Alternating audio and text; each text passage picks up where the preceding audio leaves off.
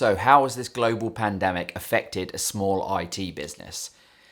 So we're at the beginning of March now, and we're around 2 weeks into our pseudo lockdown, which is being referred to by the government as social distancing. And I honestly feel it's not going to be much longer until we're on an enforced lockdown due to the many idiots that are still going out and meeting in groups. Seriously, people, what is wrong with you? Now, if you're a regular watcher of my videos, of which there aren't many, then you'll know I own and try my best to run a small IT/website company. Now, to give you a short background, Fox IT Limited is made up of a small team. There's 5 of us, and we have around 60 retained IT support clients. And retained means they pay us a fixed amount per month for their outsourced IT services, and in return, they receive an agreed amount of support, for example, 3 hours, at an agreed service level agreement, which is referred to as an SLA. And that basically means and states that we will do X in X amount of time based on X requirements for your fee. Now, we also have around 100-ish website and domain clients, and a large proportion of these is we also look after and maintain their websites. We have around 30 to 40 ad hoc clients, and they're people that will just call us willy-nilly when they need help. And these clients, they don't necessarily benefit from a service level agreement because they're not retained, and they'll pay a higher hourly rate, and it'll be a rate per hour or part thereof. So when this virus first hit the UK and started to become more serious, what were the main things that businesses needed and wanted to do? Well, one, they wanted to update their websites to keep customers informed of what was happening and what they were doing. And 2, they wanted to get their IT systems ready and repurposed so that they could work from home. And they obviously needed that fairly quickly. So needless to say, it's been a very busy time for Fox IT and very stressful. We have been rushed off of our feet, and it's literally only in the last couple of days that our support requests have started to return to a normal level for this time of year. Now, whilst on the phone to a client the other day, and they made the comment along the lines of, "Oh, IT, yeah, you must be doing well out of this," which is completely incorrect and completely untrue. As I've just explained, the majority of our clients are retained, which means we get no additional income when all of them contact us at the same time needing work done fairly urgently, because this very rarely happens. So in fact, I've needed additional resource to deal with all of these additional requests. So we're getting the same amount of income, but I'm needing to pay out for additional resource to be able to deal with this. So in addition to lots of our clients needing to update their website, as I said, they're needing to update their IT system and they want to work from home.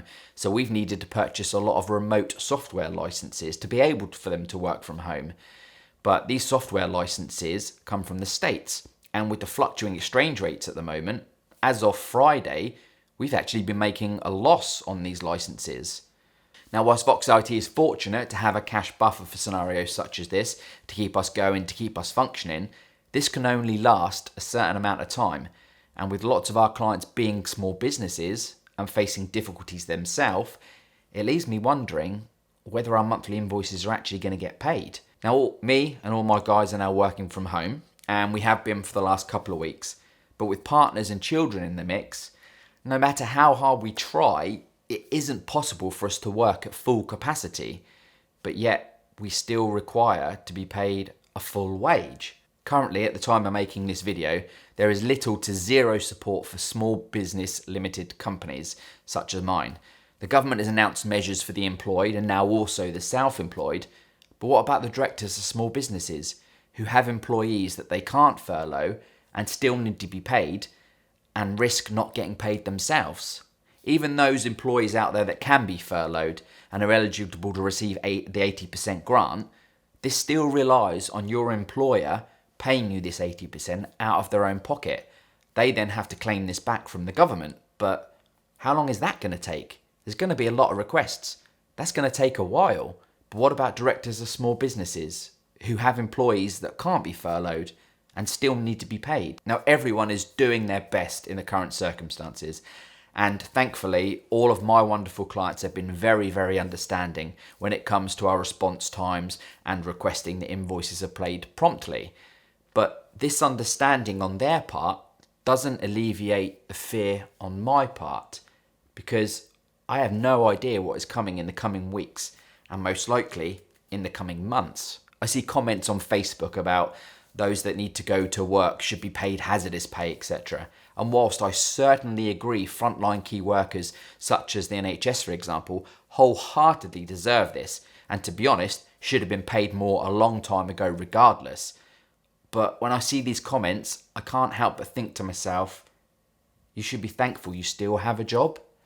There are a huge amount of people I know, that have not even been given the option of furlough and receiving the 80%.